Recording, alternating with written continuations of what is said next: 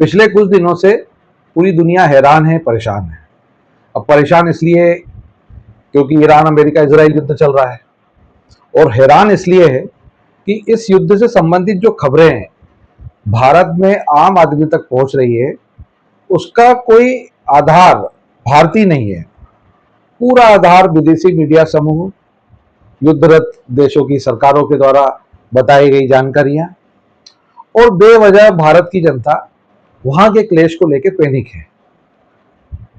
लेकिन कुछ तो असर भारत पे भी हुआ है, खासकर एलपीजी को लेके। लेकिन भारत सरकार ने बड़ी कूटनीतिक स्मार्टनेस से ऑयल, पेट्रोल, डीजल और एलपीजी की जो समस्या है, जो बड़ा रूप ले सकती थी, उसको स्थिर करके रखा हुआ है। ईरान और अमेरिका इजराइल का जो युद्ध हुआ है, उसका इम्पैक्ट भारत पर पड़ना लाजिमी था, क्योंकि भारत अपनी पूरी ऊर्जा जरूरतें जो है वो मिडिल ईस्ट से, लगभग बहुत बड़ा पोर्शन मिडिल ईस्ट से पूरा करता है। वैसे तो भारत अपनी ऊर्जा जरूरतें लगभग 41 देशों से पूरा करते हैं, लेकिन एक बहुत बड़ा जो भाग है वो मिडिल ईस्ट के देशों से पूरा करता है। और जो स्टेट ऑफ हुर्मुज जो कि ईरान के कब्जे में है, उससे होकर पूरी सप्लाई इंडिया को जाती है। तो निश्चित तौर पे भारत को इसका असर दिखा है, लेकिन कंट्रोल में है। अब कल एक अचानक एक घटना घट गई जिससे पूरा विश्व स्तब्ध हो गया। एक भाग दुनिया का आह्लादित हो गया, खुश हो गया। एक दुनिया का भाग जो है वो प्रश्न चिन्ह लिए खड़ा हो गया कि आखिर ये कैसे हो गया। और दुनिया का एक भाग जो है वो चिंताग्रस्त हो गया कि आखिर ऐसा क्यों हुआ, आखिर हुआ क्या। दुनिया के सबसे अनप्रिडिक्टेबल नेता अमेरिका के राष्ट्रपति डोनाल्ड जे ट्रंप ने अचानक एक घोषणा कर दी कि हम जो पिछले 20-25 दिनों से ईरान के साथ हमारा युद्ध चल रहा है, उसे हम 5 दिन के लिए स्थगित करते हैं। पूरी दुनिया स्तब्ध हो गई कि आखिर ऐसा अचानक क्या हुआ, क्या ऐसी बैकडोर बातें चल रही है कि ईरान इजराइल अमेरिका युद्ध 5 दिन के लिए स्थगित कर दिया गया। क्या युद्ध खत्म होने वाला है या खत्म हो चुका है? सबसे बड़ा प्रश्न चिन्ह ये। और हम लोग भी जियो पॉलिटिक्स के स्टूडेंट होने के नाते इस विषय में शोध में चले गए कि आखिर ऐसा क्यों हुआ। तो मैंने बात प्रारंभ करने के पहले बोली थी, दुनिया का सबसे अनप्रिडिक्टेबल नेता डोनाल्ड ट्रंप, जिसकी बात का कोई भरोसा नहीं है, कब क्या कर जाए। और जब से मैं होश संभाला है और जियो पॉलिटिक्स को समझना चालू किया है, मैंने अपने संपूर्ण जीवन काल में इतना अजीबोगरीब भू राजनीति का राजनेता जो पूरे विश्व पे राज कर रहा है, अमेरिका, उसका राष्ट्रपति अभी तक नहीं देखा है। डोनाल्ड ट्रंप से लाख गुना अच्छा मैं जो बाइडेन जो पिछली बार थे उन्हें मानता हूं, क्योंकि उनकी नीतियां स्थिर थी। पूरी दुनिया को मालूम था हम इस दिशा में काम कर रहे हैं। लेकिन डोनाल्ड ट्रंप, इस व्यक्ति का कोई भरोसा नहीं कि ये अगले मिनट क्या कर दे, क्या कह दे। निश्चित तौर पे चूंकि अमेरिका का राष्ट्रपति है, तो उसके बोले, उसके कहे का पूरी दुनिया पर असर होता है। मैं इससे आगे जाता हूं कि अमेरिका का राष्ट्रपति डोनाल्ड ट्रंप सिर्फ अमेरिका का राष्ट्रपति नहीं है, दुनिया का सबसे बड़ा ट्रेडर है। ये मैं व्यक्तिगत तौर पे महसूस करता हूं। उसके लिए अर्थ, पूंजी, धन, लाभ ही सब कुछ है। ना अमेरिका का जो स्टेटस बना हुआ है सुपर पावर का, उसकी चिंता, ना भविष्य में अमेरिका का रुख पूरी दुनिया के प्रति क्या रहेगा, उसकी कोई चिंता नहीं। सिर्फ वर्तमान में उसका आर्थिक हित क्या होता है। तो यही देखा हमने ईरान युद्ध में भी, और इससे पूर्व के डोनाल्ड ट्रंप के कारनामों में भी। पिछले कार्यकाल में तो एक विस्तृत रिपोर्ट निकली थी कि डोनाल्ड ट्रंप ने कितनी बार झूठ बोला और कितनी बार अपनी बातों से मुकरा। अब हम बात करते हैं वर्तमान की कि आखिर ईरान का जो युद्ध हुआ, एक मान के चलते हैं कि ईरान का युद्ध खत्म होने वाला है। बाकी मेरा व्यक्तिगत तौर से जो अनुमान है कि ईरान का युद्ध खत्म नहीं हुआ है, सिर्फ अल्प विराम लगा है, एक बड़ा धमाका होना शेष है। लेकिन अपन मान के चलते हैं कि आखिर ईरान का युद्ध खत्म हो गया है। तो दुनिया ने इस ईरान अमेरिका इजराइल युद्ध से क्या सीखा, क्या पाया और क्या खोया? एक देश के रूप में ईरान, इजराइल और अमेरिका को कितना सैनिक दृष्टि से नुकसान हुआ है, इसकी व्याख्या सेना के विशेषज्ञ लोग ज्यादा अच्छा कर सकते हैं।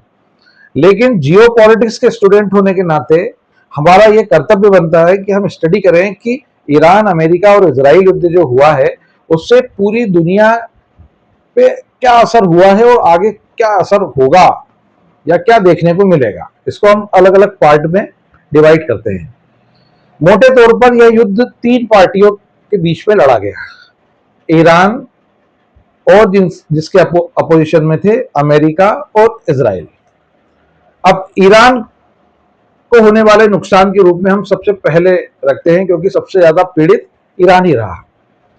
ईरान ने 1979 के बाद से जो एक इस्लामिक आंदोलन हुआ था उससे उपजी सत्ता के केंद्र में अभी जो खमनेई बैठे थे उन्हें खो दिया। और पिछले कई दिनों से जो ईरान के ऊपर सैंक्शंस लगे हुए हैं उससे बढ़कर इस युद्ध ने ईरान की आर्थिक स्थिति को कमजोर करने का प्रयास किया है।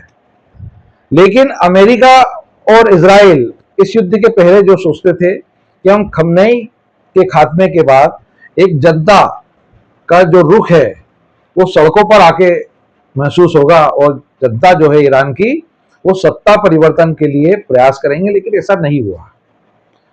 तो ईरान के ऊपर लॉन्ग टर्म में इसके इफेक्ट्स आना लाजिमी है। अब ईरान बहुत लंबे समय तक अपना परमाणु कार्यक्रम नहीं चला सकता है। लगभग 20-25 सालों के लिए ईरान का परमाणु कार्यक्रम पीछे जा चुका है। अब सेकंड पार्टी है अमेरिका। इस पूरे युद्ध में अमेरिका ने क्या पाया, क्या खोया? इस पूरे युद्ध में मेरा मानना है कि अमेरिका की वैश्विक छवि पर बहुत बड़ा बट्टा लगा है। डोनाल्ड ट्रंप के रूप में, डोनाल्ड ट्रंप के निर्णयों के रूप में और डोनाल्ड ट्रंप की एक एक स्ट्रेटेजी के रूप में पूरे विश्व में एक छवि गई है कि डोनाल्ड ट्रंप के हाथ में जो अमेरिका है वह पूरी दुनिया के लिए असुरक्षित है। ये डोनाल्ड ट्रंप किसी के साथ भी कुछ भी कर सकता है, इसका कोई सगा नहीं है। इसके जो पारंपरिक दुश्मन थे वो आज उसके प्रमुख दोस्त हो गए हैं और जो इसके पारंपरिक मित्र थे वो इसके परम दुश्मन हो गए हैं। और एक इमेज और पूरे विश्व में डोनाल्ड ट्रंप और अमेरिका की गई है कि यह जो देश और यह जो व्यक्ति है डोनाल्ड ट्रंप सिर्फ अर्थ और धन के लिए किसी भी देश को अस्थिर कर सकता है, नुकसान पहुंचा सकता है। तो डोनाल्ड ट्रंप की जो एक इमेज है ईरान युद्ध के बाद वैश्विक स्तर पर बहुत खराब हुई है। और अपने अमेरिका में ही इनकी इमेज तो ऑलरेडी पहले से खराब थी। जो इनके मिड टर्म इलेक्शन होने वाले हैं शायद दिसंबर में, उसमें इसका असर देखने को मिलेगा। लेकिन वैश्विक स्तर पर डोनाल्ड ट्रंप की इमेज एक लंपट व्यक्ति के रूप में मानी जाने लगी है। अब थर्ड पार्टी आई इजराइल।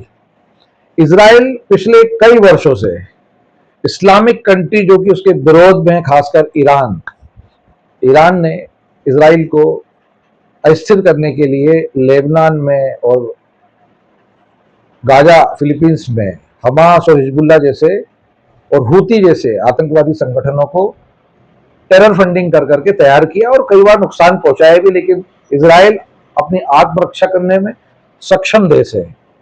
मैं व्यक्तिगत तौर पे इजराइल की युद्ध नीति की का बड़ा प्रशंसक हूं।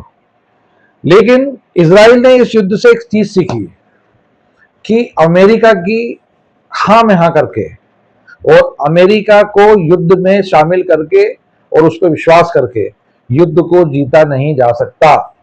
युद्ध सिर्फ इजराइल को अपने स्तर पर लड़ने की क्षमताओं को डेवलप करना पड़ेगा। और ईरान ने बहुत हद तक अमेरिका और इजराइल की जो रक्षा क्षमताएं थी उसकी कलई खोली है। उसका जो बैलिस्टिक मिसाइल सिस्टम है ईरान का और ड्रोन सिस्टम, उसने ईरान ने इजराइल और अमेरिका को सोचने पे मजबूर किया है। दूसरी बात,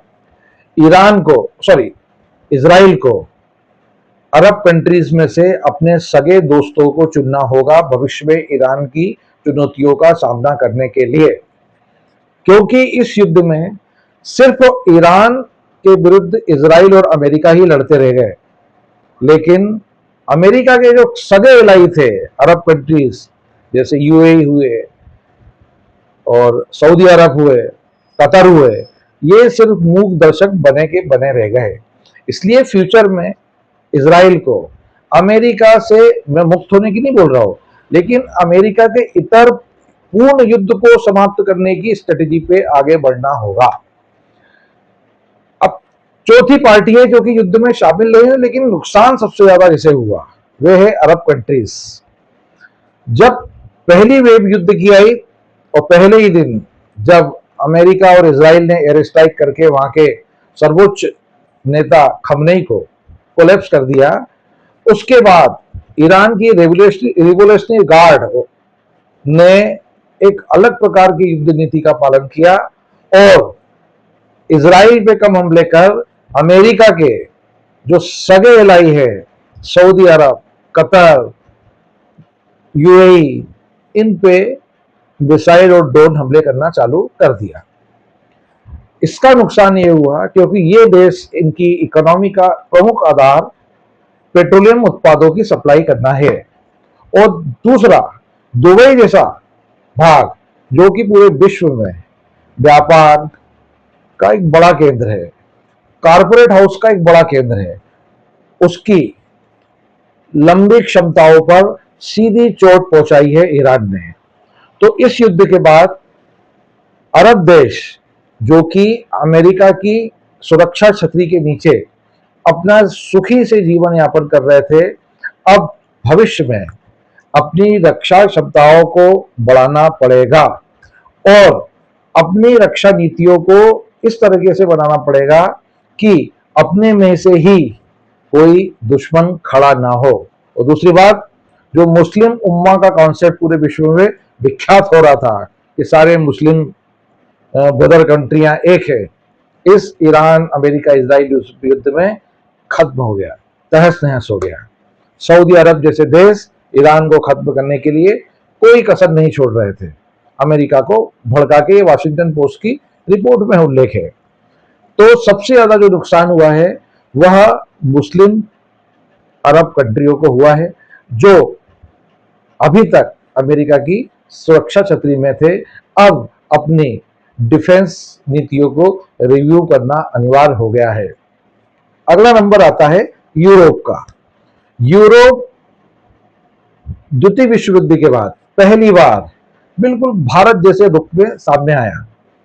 यूरोप ने, खासकर नाटो के देशों ने, ना अमेरिका का साथ दिया, ना ईरान का साथ दिया, ना ईरान के विरुद्ध कोई काम किया। ईरान का साथ देने का तो सवाल ही नहीं उठता, तटस्थ रहे यूरोपीय देश। उसका कारण है पिछले कुछ महीनों में डोनाल्ड ट्रंप के द्वारा जो यूरोपीय देशों को और नाटो देशों की जो खिल्ली उड़ाई गई, उनकी अवहेलना की गई, उसी की परिणति था कि यूरोपीय देश और खासकर नाटो देशों ने इस युद्ध से अमेरिका से अपना किरान बना लिया, दूरी बना ली। लेकिन क्या यही तक उनका रुख बरकरार सही है? नहीं। भविष्य में अमेरिका को फिर से यूरोपीय देशों और नाटो के पास पुराने संबंधों को लेकर जाना पड़ेगा, क्योंकि यूरोपीय देश और नाटो और अमेरिका एक दूसरे के बिना, जो उनका एक स्वप्न है पूरी विश्व पे, विश्व को अपने नियंत्रण में रखने का, वह कभी पूरा नहीं कर पाएंगे, क्योंकि यूरोपीय देशों की सामरिक क्षमताएं किसी बड़े युद्ध को लंबे समय तक लड़ने की नहीं है। वे मिलकर ही अमेरिका के साथ इस प्रकार के संघर्ष में कुछ हद तक आगे बढ़ सकते हैं। लेकिन यूरोपीय देशों ने ईरान के युद्ध में जो तटस्थता की नीति अपनाई, वह अमेरिका और डोनाल्ड ट्रंप के लिए शॉकिंग है। अब अगला जो पहलू आता है, हमारा अपना देश भारत। ये भारत इस युद्ध में कहा? भारत निश्चित तौर पे अपने पेट्रोलियम उत्पादों की जो जरूरत है वो मिडिल ईस्ट से बहुत अंश पूरी करता है। निश्चित तौर पे शुरुआत जब युद्ध हुई, जब स्टेट ऑफ होर्मुज को ईरान ने ब्लॉक करने की कोशिश की, तो भारत में कुछ स्तर पर समस्याएं देखने को मिली। लेकिन भारत वर्तमान प्रधानमंत्री नरेंद्र मोदी और विदेश मंत्री एस जयशंकर की कूटनीतिक सफलताओं के चलते इतनी बड़ी घटना होने के बाद भी भारत में पेट्रोलियम उत्पादों का के लिए हाहाकार नहीं मची हुई है। अफवाहों को छोड़ दीजिए आप, लेकिन हाहाकार नहीं मची हुई है जिस तरीके से हो सकता था। यह भारत की एक कूटनीतिक समझ का ही नतीजा है।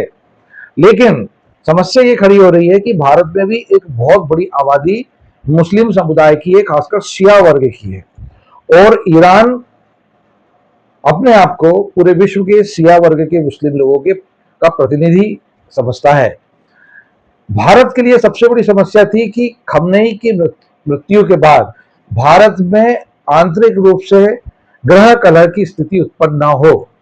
भारत के बहुत से क्षेत्रों में, बहुत से शहरों में छुटपुट वारदातें और आंदोलन देखने को मिले, लेकिन कुल मिला के आज तक भारत अपने आंतरिक स्थितियों को स्टेबल करने में सक्षम रहा है। लेकिन भारत के साथ समस्या भी है आगे के लिए। भारत मजबूर है कि अपनी ऊर्जा जरूरतों के लिए वे निर्भर रहे, क्योंकि हमारे पास रिसोर्सेस कम है। अब ऐसी स्थिति में जब अमेरिका चाहता है कि रशिया से हम अपने पेट्रोलियम उत्पाद न लें, फिर कहां से लें? अरब की स्थिति खराब है, अमेरिका से अकेले हमारी आपूर्ति नहीं हो सकती। ऐसे समय भारत की स्थिति एक कूटनीतिक रूप से आगे बढ़ने के लिए बहुत जरूरी है। भारत को अपने चिर परिचित मित्र रशिया के साथ प्रगाढ़ता बनाए रखना अनिवार्य है, क्योंकि रशिया ही एक ऐसा देश है जो न केवल हमारे भविष्य के सबसे बड़े दुश्मन, जिससे हमारा आज नहीं तो कल युद्ध होना अनिवार्य है, चाइना, उसको मैनेज करने के लिए रशिया का होना और हमारे पेट्रोलियम उत्पादों की जरूरतों को पूरा करने के लिए रशिया की मित्रता बहुत आवश्यक है। और भारत के साथ कूटनीतिक रूप से एक समस्या यह है, ईरान के साथ हमारे ऐतिहासिक संबंध है, हजारों साल पुराने। क्या अमेरिका इजराइल के प्रेशर में हम ईरान के साथ इन संबंधों को खत्म कर ले? नहीं। आजादी के बाद से ही भारत जो गुटनिरपेक्ष नीति पे चल रहा था, आज भी भारत उस नीति पर बना हुआ है। इसी का परिणाम है कि सारे युद्धों के बाद भी भारत के ऊपर कोई आंच देखने को नहीं मिली है। तो कह सकते हैं कि दुनिया में ईरान, अमेरिका, इजराइल का जो युद्ध हुआ है, उसने बहुत हद तक दुनिया को डिस्टर्ब तो किया है, लेकिन हम अपनी बात करते हैं, हर देश अपने हित देखता है, हम अपना हित देखते हैं। हमको आजादी के बाद से ही जो गुटनिरपेक्ष देश की, हम किसी गुट के नहीं है, हम सबके मित्र हैं, हम किसी के दुश्मन नहीं है, उस नीति पे ही आगे बढ़ना पड़ेगा। और खासकर भारत के नीति निर्माताओं को डोनाल्ड ट्रंप जैसे अनप्रेडिक्टेबल आदमी से थोड़ा सा डिस्टेंस मेंटेन करके रखना चाहिए और रशिया से अपनी दोस्ती बरकरार रखें। नमस्कार।